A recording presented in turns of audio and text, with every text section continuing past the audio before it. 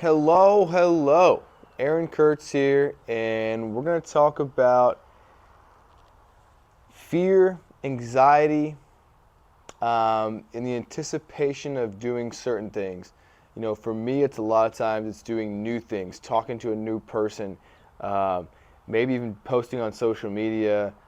I think new social situations. Maybe you can relate to this, but this fear of, you know, am I gonna stutter? Am I gonna be able to be myself? And all these threats, looming threats out there that just flood your brain and cause me to overthink, ruminate, anticipate, run through possible scenarios. All this going in your head before you go into this situation.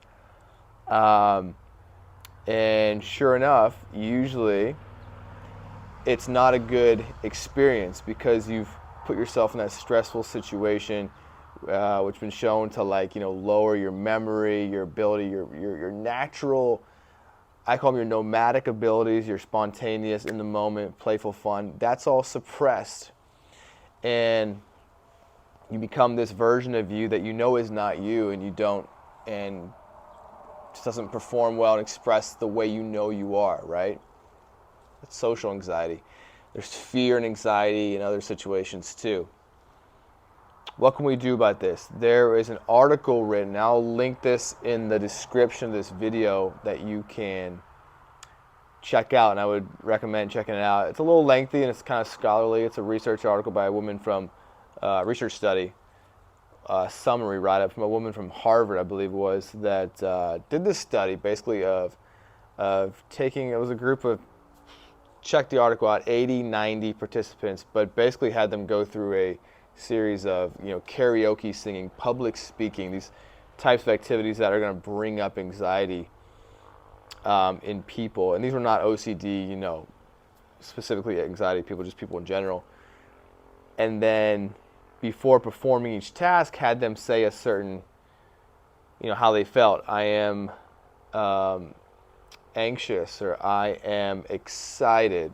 Okay, so two different things. I am anxious, or I am scared, afraid, and I am excited, and then measure their performance.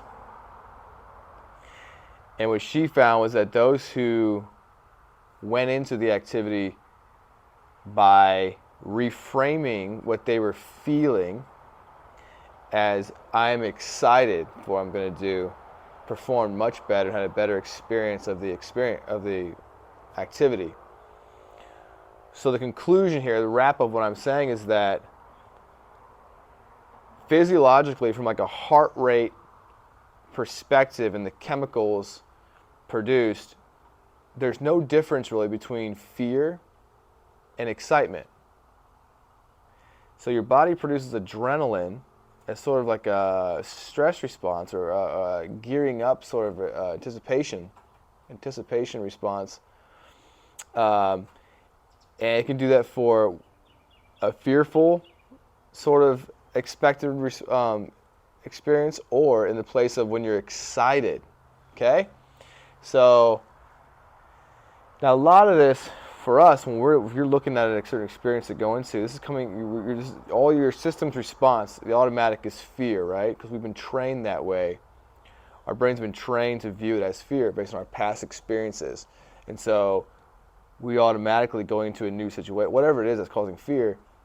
You're going to get that response, and that's how you're going to view it, and then you're going to try to work out some sort of way of alleviating it, right, through trying to calm yourself down. What they found is that trying to calm yourself down that never helped me very well. It doesn't help most people in general that well. Trying to calm down the internal response. But when you reframe and you look at what's happening, when you're feeling internally, the adrenaline the response inside of you, and you look at that as being, I am excited for what I'm doing. You view it as the excited anticipation rather than a dreadful, fearful one. You go into it with a whole different mindset. So yeah, your heart rate stays elevated, that response, but internally the change is huge. You have a performance upgrade. Everything is turned on just on how you perceive the situation as like a positive experience. You're anticipating a positive experience.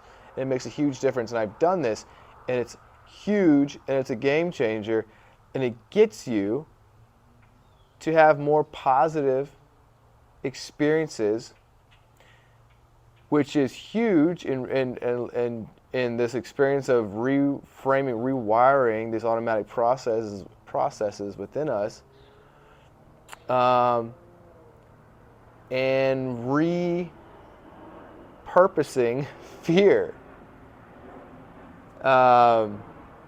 Really look into this. How you perceive these internal sensations really make a difference in what the response is and how you engage in the experiences that you have.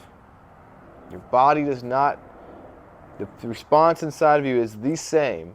It's how you are viewing that response. Super cool. Super cool. Try this out and let me know in the comments how you feel about it. Please subscribe to this channel, OCD Hero. Or, I'm sorry, Aaron Kurtz Coach. I have an OCD Hero program as well. Link in the description. Until next time, out.